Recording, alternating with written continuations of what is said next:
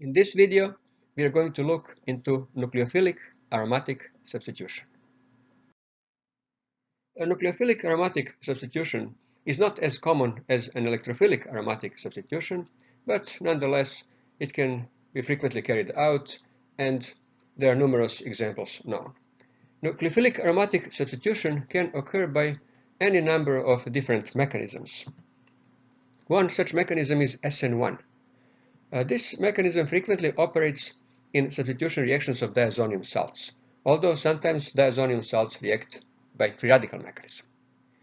This is something that we have just covered, and we will not be looking at reactions of diazonium salts anymore and looking at this mechanism anymore because it's relatively actually rare in nucleophilic aromatic substitutions. Another rare mechanism is SRN1, which is free radical reaction. It has been observed in reactions of some iodobenzenes, but other than that, it's relatively rare. So again, it's not of much interest to us and we won't be studying it anymore. Then we have Benzyne mechanism. That reaction proceeds through a benzyne intermediate, so a benzene ring that contains a triple bond. And that's actually a very common mechanism. And finally, SNAR, a typical aromatic nucleophilic substitution, that would be equivalent of electrophilic aromatic substitution, and it operates when benzene ring is electron deficient. These last two mechanisms are very important, and those are the ones that we are going to study in the rest of this video. One common mechanism of nucleophilic aromatic substitution involves benzyne as the reaction intermediate, and that's shown here. So if a leaving group is present, suitable leaving group is present on benzene ring, a benzene ring could undergo elimination upon treatment with a strong base, such as potassium amide in liquid ammonia, to give benzyne intermediate. And you can see structure of benzyne intermediate. It contains a triple bond within a benzene ring. Mechanism for formation of benzyne is not quite clear. When we consider how benzyne could form, E1 mechanism is unlikely because corresponding carbocation would be unstable. E2 mechanism and E1CB are possible mechanisms, and we actually cannot distinguish between the two mechanisms. Molecule has favorable geometry for E2 elimination because both leaving groups are properly aligned for elimination and formation of new pi bond, and E1CB also could readily occur because intermediate carbocation, if it can form, would readily undergo subsequent elimination of bromide and ion. Once benzyne is formed, it's very unstable and will very quickly react with any nucleophile that may be present in the reaction solution. And so upon reaction with the nucleophile, next intermediate would be corresponding anion, which will undergo protonation to give a final product. So net overall reaction is replacement, in this case of bromine, or in general leaving group, by a nucleophile. As we have just seen, one method to prepare benzyne is by treatment of halobenzene, that means chloro, bromo, or iodo-benzene, with a strong base, like potassium amide, in liquid ammonia. Those conditions are pretty harsh using such a strong base, and also there is requirement for very low temperature, minus 78 degrees Celsius, because we need to work in liquid ammonia. That's pretty expensive, and it's also not suitable for large-scale work. So we have alternative methods to prepare benzyne, and that method starts with antranilic acid, shown here. So this is antranilic acid. As you can see, it's a Zwitter ion, it has carboxyl group and ammonium cation in the same molecule. Upon treatment of antranilic acid with amyl nitrite, the corresponding diazonium salt is prepared, and that diazonium salt collapses, undergoes elimination of nitrogen and carbon dioxide to form benzyne. Byproducts are carbon dioxide and nitrogen. Those are two gases, and they bubble out of the solution.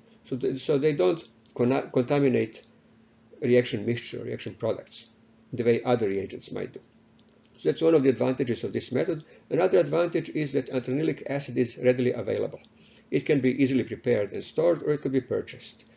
So, as I said, this method is frequently preferred to previously described methods of reaction of halobenzenes with strong bases. When we consider structure of benzyne, we can see that benzyne contains a triple bond in a six-membered ring, and that's actually a six-membered planar ring of benzene. Keep in mind that there is alternative resonance structure of benzyne that does not involve a triple bond, so you should be familiar with both structures. Second structure frequently appears on some of the standardized exams. Note how distorted pi electrons of the triple bond are. And that's because triple bond is confined to a six-membered ring. And compare that pi bond to ordinary pi bond of an alkene. You can see how distorted pi electron cloud is, and that's what makes benzyne so reactive.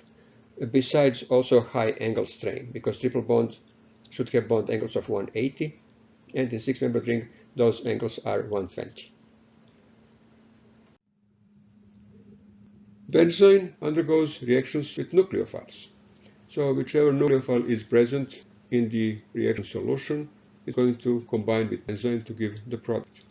If we prepare benzyne from starting materials such as chlorobenzene by treatment with sodium amide in liquid ammonia, and there are no other nucleophiles present, then amide anion is going to act as a nucleophile, and amide anion will react with benzyne to give the final product, and that's in this case aniline. Note that since benzyne intermediate has triple bond and two carbons of the triple bond are equivalent, nucleophile can attach to either of the two carbons. There is no preference for attaching to one carbon over the other.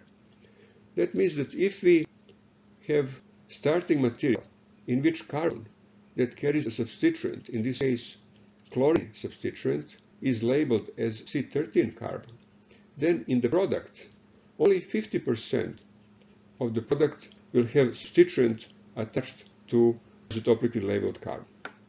The other 50% will have isotopically labeled carbon next to the substituent. And that's because nucleophile adds at random to either of the two carbons of the triple bond. And in the triple bond that forms, only one of the two carbons will be isotopically labeled. So 50% of nucleophile atoms or ions will add the isotopically labeled carbon of the triple bond, and remaining 50% to the other non-labeled carbon of the triple bond. So this is a support for Benzyne mechanism. This is support for our proposal that triple bond is the actual intermediate. And when we consider the activity of benzene, it is extremely reactive. It cannot last for any appreciable period of time. It may last seconds or just a short period of time. And whatever nucleophile is present will add to the triple bond. So in case of, if we add ammonia, it will add across triple bond, or water, oxygen will act as a nucleophile and add across triple bond. So in case of ammonia, elements of ammonia, NH2 and H add across triple bond, water, H and OH add across triple bond. Benzyne is also excellent dienophile and readily undergoes Diels-Alder reactions with dienes, and it's actually frequently used for that purpose. And that's often when we use anthranilic acid as starting material to prepare benzyne, which then reacts further in a Diels-Alder reaction. So here we have cyclopentadiene as diene and benzyne as dienophile in a Diels-Alder reaction. If, in addition to leaving group, benzene ring contains another substituent, then addition to benzyne may be regioselective. To consider a regiochemical outcome of such reaction, first we have to consider what are the benzynes that could form. So in this first example of 1-bromo-2-fluorobenzene, elimination with sodium amide could give only one possible benzyne because there is only one possible hydrogen next to bromine that could eliminate to give benzyne. So this is the benzyne we would consider then in subsequent addition step, nucleophilic addition step. So nucleophile can add to one of the two carbons of benzyne, and it will add to the carbon that is further away from the electronegative substituent, from fluorine.